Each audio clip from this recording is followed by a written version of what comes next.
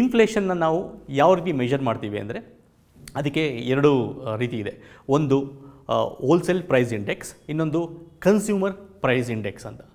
Wholesale price index ಅಂದರೆ ಯಾವುದೇ ಒಂದು ಬೆಲೆಯ ಚೇಂಜ್ ಏನಾಗಿರುತ್ತೆ ಅಂದರೆ ಯಾರು ಹೋಲ್ಸೇಲರ್ ಪ್ರೊಡ್ಯೂಸರ್ ಹಂತದಲ್ಲಿ ಅದು ಬೆಲೆ ಹಿಂದಕ್ಕೆ ಹೋಲಿಸ್ಕೊಂಡ್ರೆ ಅದು ಹೋದ ತಿಂಗಳಾಗಿರ್ಬೋದು ಅಥವಾ ಹೋದ ವರ್ಷ ಆಗಿರ್ಬೋದು, ಅವತ್ತಿನ ಬೆಲೆಗೂ ಇವತ್ತಿನ ಬೆಲೆಗೂ ವ್ಯತ್ಯಾಸ ಏನು, ಇದನ್ನು ನಾವು ಹೋಲ್ಸೇಲ್ ಪ್ರೈಸ್ ಇಂಡೆಕ್ಸ್ ಮುಖಾಂತರ ನಾವು ತಿಳ್ಕೊತೀವಿ.